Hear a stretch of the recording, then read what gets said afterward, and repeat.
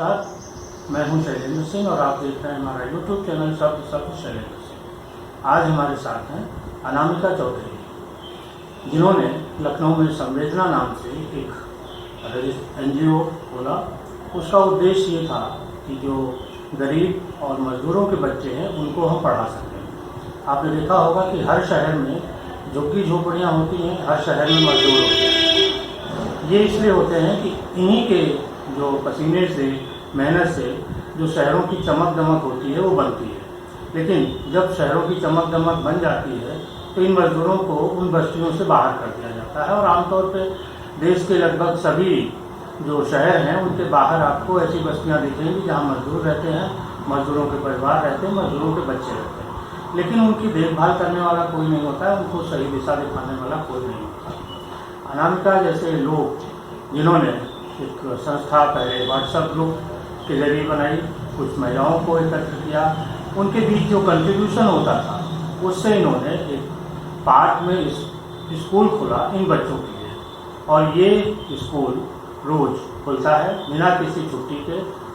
साथ ही साथ अनामिका जी अपने सदस्यों के साथ होली, दिवाली और त्यौहार भी उन बच्चों के साथ और उनके परिवारों के साथ मनाती हैं। तो इन विषय पर बात करने के लिए अनामिका जी को हमने आज अपने साथ उठाया है। सबसे पहले अनामिका जी बहुत स्वागत आपका। और अब आप बताइए कि कैसे संवेदना शुरू किया था, क्या सोच थी? संवेदना की शुरुआत एक व्हाट्सएप ग्रुप के जरिए हुई थी। हम लोग जैसे कि औरतें फेमस हैं किटी पार्टी करने में, तो हमारी भी किटी चलती थी और मेरे बहुत ही क्लोज फ्रेंड्स का ग्रुप था वो। मैंने उन लोगों से जस्ट एक अपना मन का जो विचार था मैंने उन लोगों के सामने रखा कि यार हम लोग इतना घूमते फिरते हैं, इतनी मौज मस्ती करते हैं, मुझे लगता है कि हम लोग जितना खुद पे खर्चे हैं उसका एक बहुत ही छोटा सा अमाउंट जो है हमें गरीबों के नाम पर निकालना चाहिए, खर्च करना चाहिए। तो लकीली मेरी सारी फ्रेंड्स मान गई, बोली नहीं हाँ तुम्हारा विचार बहुत अच्छा है और हम तुम्हारे साथ हैं। तो 100 रुपये से हमने शुरुआत की थी कि पहले 100 रुपये का कलेक्शन करते हैं। और पहले तो वो 9 हम लोग जो लेडीज़ थी ये हुआ कि पहले हम 100 रुपये का कलेक्शन करते हैं, देन आप लोग अपने सर्कल में अपने रिलेटिव्स, हाँ अपने उन जैसे एक चेन बनाने वाली बात होती है कि आप उन लोगों से शेयर करने का। लेकिन होता क्या है कि जब हमने शुरुआत किया तो हमारे पास तो कोई काम था नहीं जो कि हम लोगों को बताएंगे हम ये काम कर रहे हैं इसके लिए आप हमें 100 रुपये दीजिए। तो लोगों को समझा पाना बहुत मुश्किल था। तो हमने पहला जो उस कलेक्शन के बाद जो पहला हमने वो किया था, एक्टिविटी की थी, वो यहीं पर विपुल खंड में एक योगदा आश्रम है, तो वहाँ पर कुछ गरीब बच्चों को पढ़ाया जाता है फ्री में। तो अपनी उन्हीं दोस्तों के साथ हम जाकर उन्हें कुछ स्टेशनरी में गिफ्ट किए थे। तो हमें एक दिखाने के लिए फोटो मिला कि नहीं देखो भाई हम काम करते हैं, कुछ काम करते हैं, हम 100 रुपये खाते नहीं है, काम करते हैं। दिखाना भी जरूरी है, दिखाना बहुत खर्च कर रहे हैं, बहुत ज़रूरी है क्योंकि NGO के नाम पर इतना आज के समय में फ्रॉड हो रहा है ना कि NGO के नाम पर लोगों के काम खड़े हो जाते हैं। अच्छा NGO वाली है तो वो एक लोगों के मन में विश्वास पैदा करना भी ना अपने लिए बहुत मुश्किल टास्क होता है कि कैसे उनको हम अपनी बात समझाएं। बट होता मैं मानती हूँ कि अगर हमारे इरादे नेक है ना तो भगवान अपना साथ देते हैं। तो ऐसे करके वो कलेक्शन करते करते जुलाई तक वो कलेक्शन हमारे पास 17,000 हो गया था। अच्छा। काफ़ी लोग जुड़े, बहुत लोग जुड़े और 17,000 वो 100 रुपये का ही अमाउंट जो है 17,000 हो गया। अब ये हुआ कि 17,000 बड़ा अमाउंट होता है, इसको कैसे खर्च करना है। तो हम सारे लोगों का जो एक मत था वो ये था कि हम किसी को ऐसे नहीं खाने पीने को दे दिए, कपड़ा दे दिए, वो नहीं करना है। कुछ ऐसा करना है कि उनकी भी ज़िंदगी सुधरे, प्लस उनके आसपास के लोगों को भी वो कुछ अच्छा सिखा सके और अपने परिवार के लिए अच्छा कर सके। तो हमें उसमें जो है शिक्षा से बेटर, एजुकेशन से बेटर हमें कुछ नहीं करना, क्योंकि एक इंसान को एजुकेट करने का मतलब होता है पूरी एक पीढ़ी को एजुकेट करना। तो फिर एक मेरी नोन थी, मैंने उनसे अपनी बात शेयर की तो उन्होंने बताया यहाँ गोमती नगर रेलवे स्टेशन के पास एक स्कूल है। अच्छा। तो वहाँ पर 2 ऐसे बच्चे थे जिनकी फीस जमा करनी थी और उस वजह से वो अपना स्कूल नहीं कंटिन्यू कर पा रहे थे। तो उन दोनों का कुछ साल भर का जो आ रहा था अमाउंट वो 16,000 रुपये आ रहा था। 17,000 था ही हमारे पास। तो हमने कहा यार अच्छा है, ये तो जितना है उसके अंदर भी सब हो जाएगा। तो हमने जो है वो 16,000 रुपये में उनकी फीस दी। फिर वहीं पर हमें पता चला कि एक बच्ची ऐसी है जिसके फादर मंथ में सिर्फ 1,000 रुपये कमा पाते हैं। तो वो बड़ी मुश्किल से अपनी बेटी का बस फीस जमा कर पाते हैं, लेकिन बुक्स और कॉपीज नहीं अरेंज कर पा रहे हैं। तो 1,000 रुपये बचा हुआ था, वो हमारा 17,000 में से वो प्लस उसमें और 2-3,000 रुपये डाल के उस बच्ची का हमने पूरा बुक्स कॉपीज जो भी था, यूनिफॉर्म वगैरह सब कुछ हमने किया। देन ये हुआ कि कुछ लोगों ने सजेस्ट किया कि यार इतना अच्छा काम कर रहे हो, एक काम करो इसको NGO में रजिस्टर कराओ।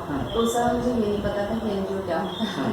तो मैंने पता किया कि NGO क्या होता है। तो फिर हमने कहा कि ठीक है इसको रजिस्टर कराते हैं।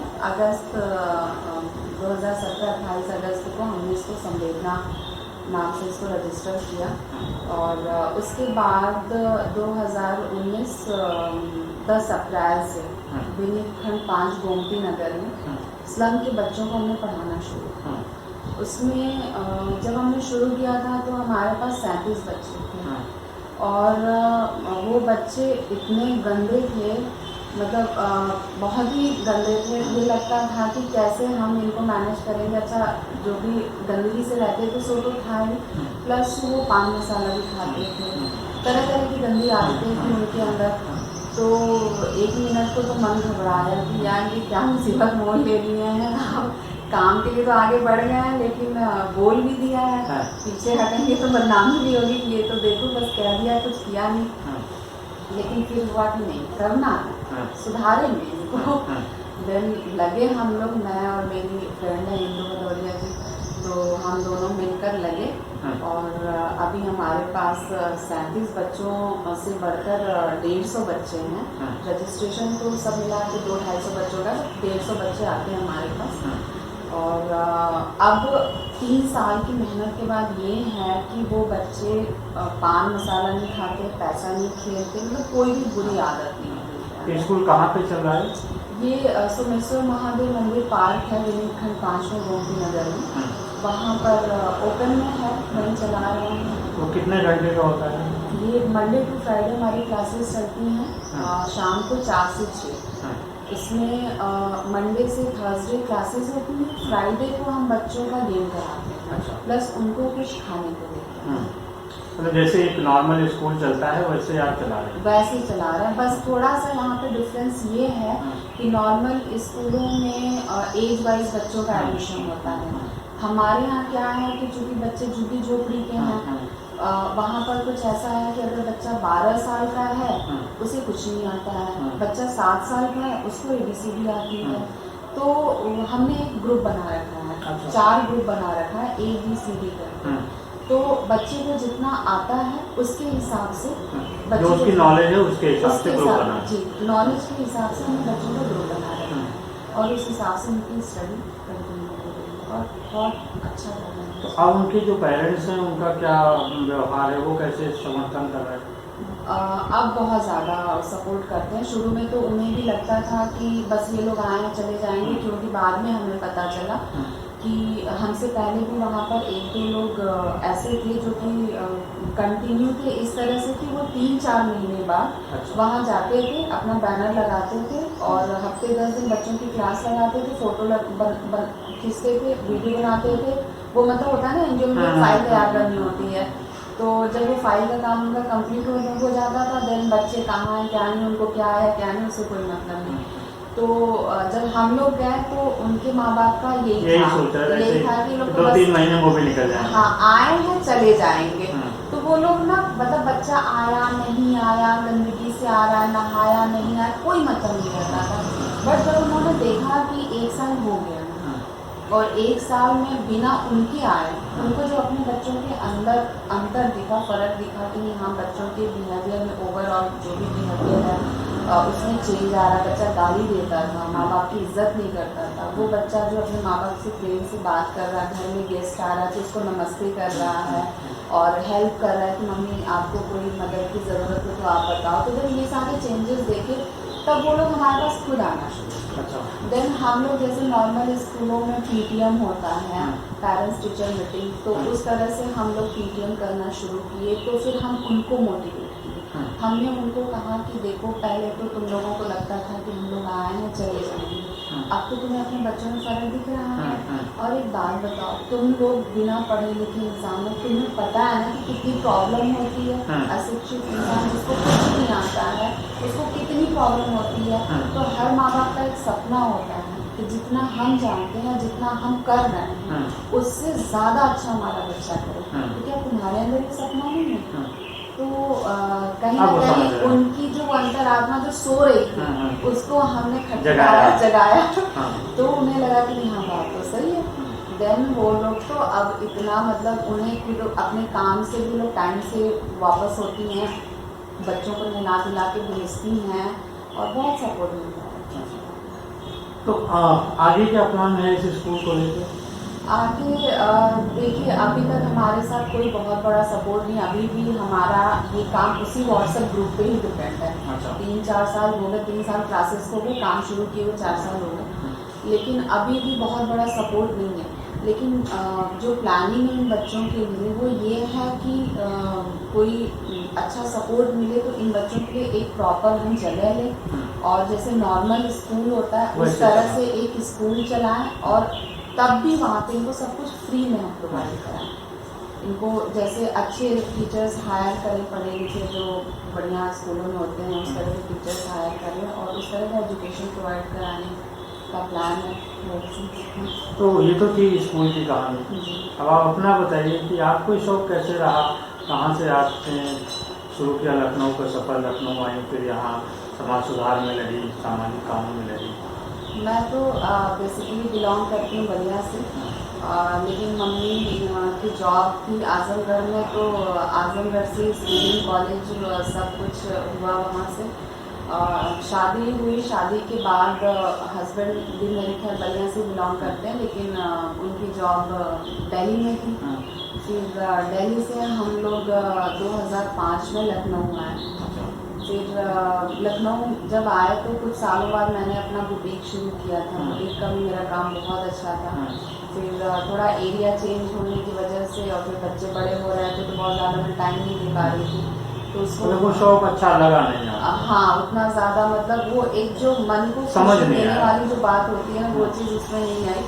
तो कहीं ना कहीं अच्छा मैंने देखा था बचपन से ही। मम्मी मेरी क्लास 1 ऑफिसर थी, उसके बाद भी मम्मी के यहाँ जितने भी गरीब आते थे तो एक मैं लोगों को देखती हूँ कि अरे इधर ही बैठना, अरे ऐसे रहना, तो मम्मी का वो वाला चीज़ नहीं रहता था। जो भी आता था उसको खिला पिला के भेजना और उसको मतलब बड़े प्रेम से उसको अटेंड करना।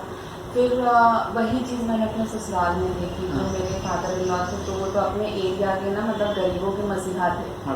तो उड़ीसा में थे, वो कोल माइंस में इंजीनियर थे, 2013 में नहीं रहे। तो उनको भी मैं देखती थी कि वो जैसे कोई उनके पास आकर अपनी परेशानी कुछ बोल रहा है ना, तो उनके अंदर से ऐसा भाव आता था जैसे कि क्या कर डाले। तो कहीं ना कहीं गरीबों के प्रति जो संवेदना है वो मायके और ससुराल दोनों से मुझे मिली। तो ये रहता था कि इन लोगों के लिए कुछ करना चाहिए और कुछ ऐसा करना चाहिए जिससे कि ये खुद के अंदर भी सुधार लाए और अपने घर परिवार और आसपास वालों में भी सुधार लाए। तो अनामिका जी की ये कहानी आपने सुनी, इन्होंने उन बच्चों के लिए काम करना शुरू किया जो मजदूर हैं, जो कम पढ़े लिखे परिवारों के हैं, गरीब परिवारों के हैं और जिनके माता पिता उनके बच्चों को पढ़ाना नहीं चाहते। तो 17 बच्चों से सफ़र शुरू हुआ, 37 बच्चों से सफ़र शुरू हुआ और करीब 100 बच्चों के आसपास अभी 150 तो अभी सर आते हैं। 150 आते हैं। 150 इसमें 200-250 का रजिस्ट्रेशन है, तो कुछ गांव चले गए हैं अभी, तो वो लोग आ जा रहे हैं, बच्चे काफ़ी हैं। जबकि ऐसे बच्चों को बुलाना बड़ा कठिन कार्य होता है। सामान्य जो स्कूल हैं सरकारी, वहाँ पे भी बच्चे नहीं जाना चाहते। तो अनामिका जी का उनके प्रति व्यवहार है और उन लोगों का एक भरोसा है इनके प्रति, उनके माता पिता का, जो अपने बच्चों को भेज रहे हैं। आप सभी को हमारी ये बातचीत कैसी लगी? अनामिका जी के साथ जुड़ना चाहते हैं, उनके एनजीओ के साथ जुड़ना चाहते हैं, उनकी कुछ मदद करना चाहते हैं, तो भी आप ज़रूर आप कांटेक्ट करिएगा। हम आप अपने जो इसी वीडियो में एक उनका पता भी दे देंगे और आप फ़ोन नंबर भी आप हमारे जरिए भी संपर्क कर सकते हैं। अनामिका जी बहुत शुक्रिया आपका, और सभी साथियों आपका भी बहुत शुक्रिया, आपने समय निकाल के हमें देखा।